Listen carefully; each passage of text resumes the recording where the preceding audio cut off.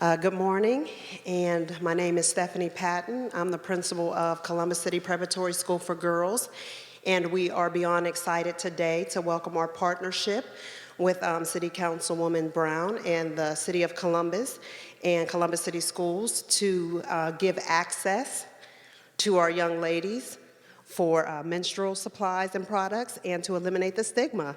So we are definitely excited, and we want to introduce to you the things that we are going to do this year at our school, Columbus City Prep for Girls, and in our collaboration. So with that, I will introduce City Councilwoman President Brown. Thank you so much. Thank you so much, Principal Patton. I'm Elizabeth Brown. I'm the Columbus City Council President Pro Tem, and I am thrilled to be here today. I am so excited for this partnership with Columbus City Schools. I want to say a couple thank yous before I dig into my remarks. First and foremost, thank you to Superintendent Dixon, to Dr. Dixon, for your leadership and bringing us here today. This is just incredibly exciting, and we're making a real impact on girls. And when I see your leadership coming into the district, I know that that's what you're thinking about. What's my impact on individuals? You've got a whole big system to run, but I know that you're putting the student first and the individual first, and that's powerful. So thank you. I want to thank Kate King. Without you, this couldn't happen. And I want to thank Principal Patton for hosting us here and opening your doors for this pilot. I also want to acknowledge Lois Carson, who is here. She is the president of the Columbus OPSI, and you are going to be working with your union members, the custodial staff, that will really be making sure this pilot is a success, that it works for the girls, and that it works for the staff, because it has to work for both. So thank you for being here. The way that we acknowledge and accommodate menstruation needs to change. Currently, there's a stigma associated with periods because we don't talk about them. You know, I've said this before, but I firmly believe it. If men had periods, there would be tampons and pads in every restroom alongside toilet paper.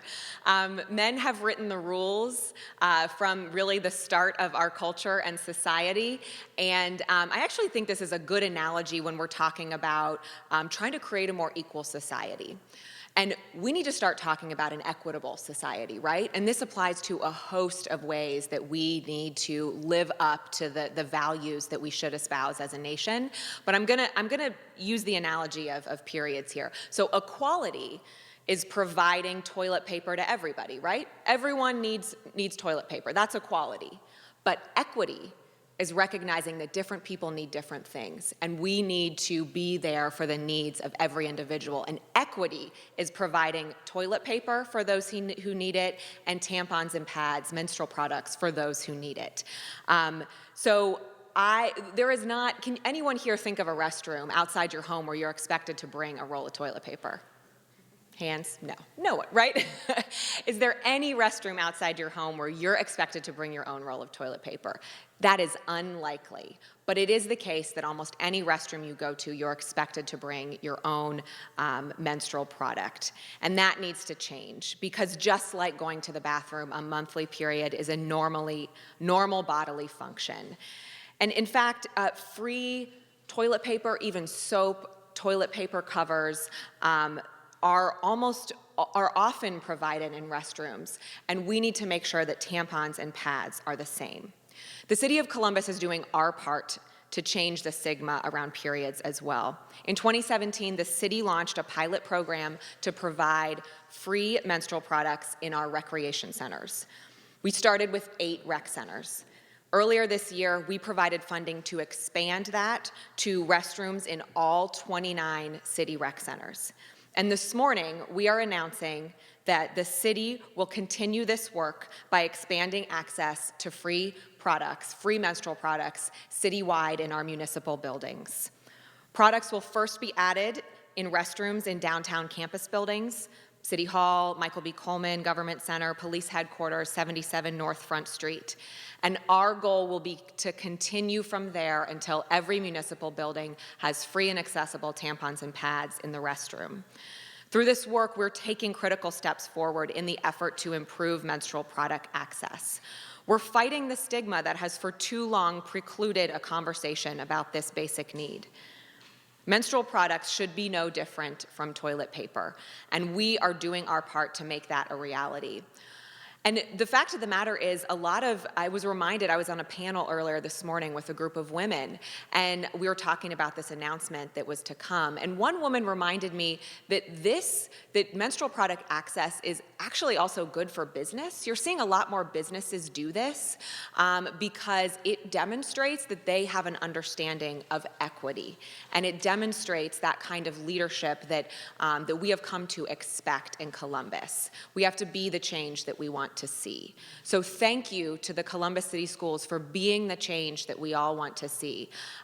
You can tell in sort of how I got up here with just effervescent excitement, how thrilled I am to have the partnership of Dr. Dixon. And I also want to acknowledge that school board member Shauna Gibbs from the start has been an advocate for this change too. I am so glad you are here to celebrate with us this important pilot project and really demonstrating how the city, we're covering all 29 of our rec centers, and we're going to get to all of our municipal buildings too, so we'll have citywide access. But I think that one of our messages here is no matter where your kids are, if they're in school during the day, your girls, if they're in school during the day, or if they're in the rec centers on the weekends and the evenings, we've got them covered. We're here to fight back against that stigma and make sure that all girls have the products they need in the restrooms. With that, I will turn it over to the wonderful Dr. Talisa Dixon.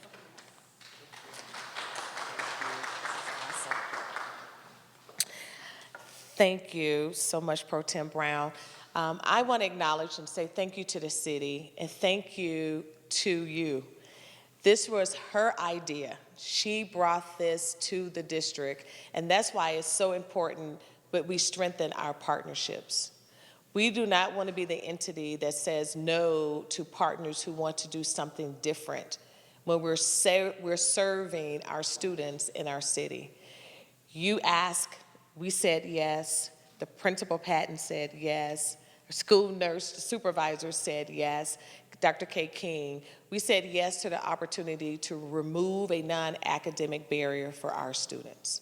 And that's what we want to do, to make sure that our students have what they need when they need it. And this pilot opportunity would give us the supports that we think the students would need, one, and for us to monitor the amount of products our students are using so we can go back and look at our data and say, where do we want to expand next? So we are ready for this opportunity for our girls. Our girls deserve this. They need these products, and Columbus City Schools will continue to support and strengthen our partnerships in various ways. And this important partnership is important to us because our students are important to us and important to the city of Columbus. So thank you again. And next, I would like to bring up our Director of Health, Family, and Community Services, Dr. Kate King, who will provide some additional information for us.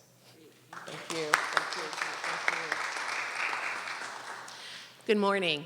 As the Director of Health, Family, and Community Services, I supervise the school nurses who provide health care, health counseling, and health education in schools.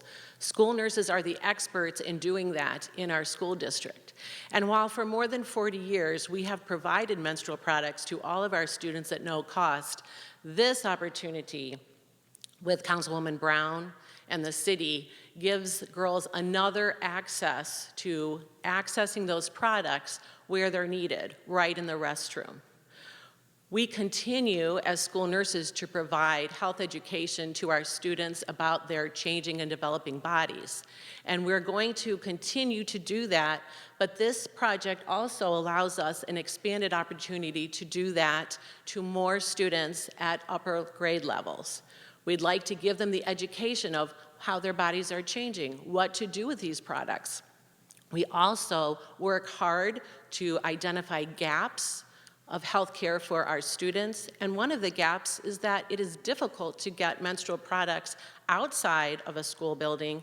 School nurses link families with community resources so that they can get menstrual products at no cost at free stores and other community centers so that it's not a burden to have those products at home. I thank you for this opportunity and look forward to providing the best care for our Columbus City School students.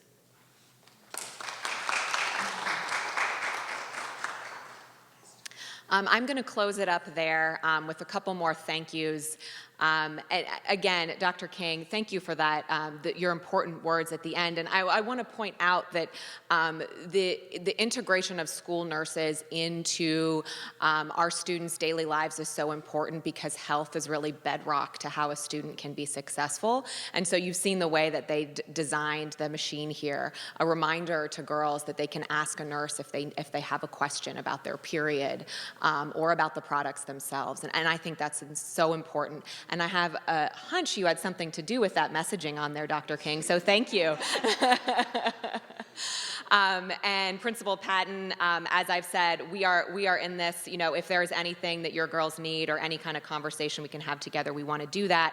And Dr. Dixon, again, the first time that I sat down with Dr. Dixon, we were talking about all of the wonderful ideas she had for the district, and she asked for my input, which was incredible. And this was what I offered up. I said this could be a really good thing for the girls in your district. And so to see you take that from a conversation to action is incredible. We are glad to be doing our part at the city. And I just, in closing, want to hone in on one thing Dr. Dixon said, which is that this is an instructional issue for kids. This is a classroom issue. Because you think about being a girl who started her period.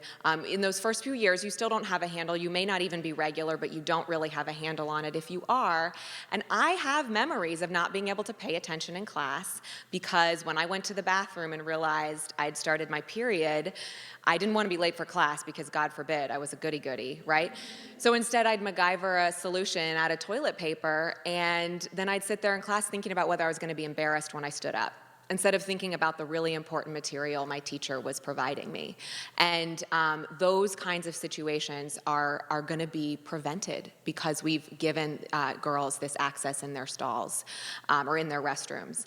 And I also just encourage anyone who's watching and inspired by the steps the school district is taking to talk to your own workplace about the need for this too, because adults also have periods and everyone should be equitably accommodated. So thank you very much, and I think we're all around for questions at the end.